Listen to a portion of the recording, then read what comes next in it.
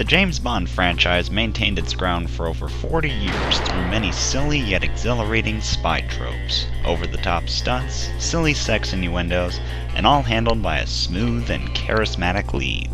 While entertaining and memorable, anyone looking for cinematic excellence probably wouldn't find it in any of these films.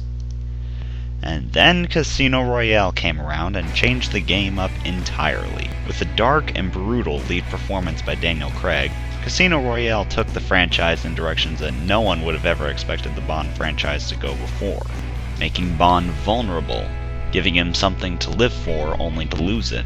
And instead of those smooth, slick action set pieces, we get brutal and very practical action sequences that are much more intense. To this day, it still stands as my favorite Bond flick, so much so that I managed to lower my expectations for Quantum of Solace, only to find that I rather enjoyed that too.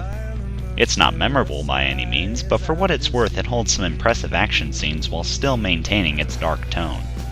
Skyfall managed to be more memorable and impressive, though still not quite on that same level as Casino Royale. If anything, Skyfall felt like the point where the franchise was nudging its way back towards the silly tropes of the earlier films.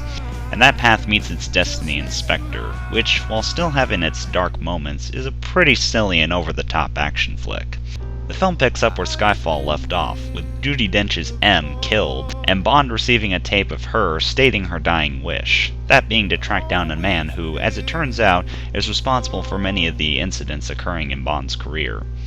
The best moments in the movie are when it's trying to be dark and serious. It's not as deep or brutal as Casino Royale, but at the very least the style is suitable for such moments, and Daniel Craig kills it as Bond during them. With that said though, the weakest moments are when it's being silly and over the top, which mostly occurs with its action scenes.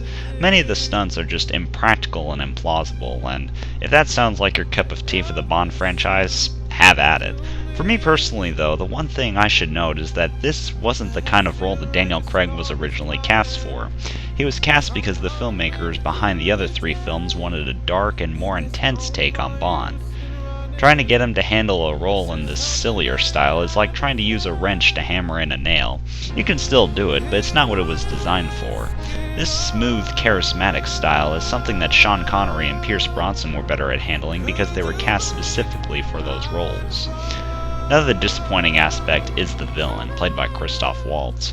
He's not intimidating or even that much fun. He's just kind of there to say, "Hey, I'm an important aspect of your life. We have a connection.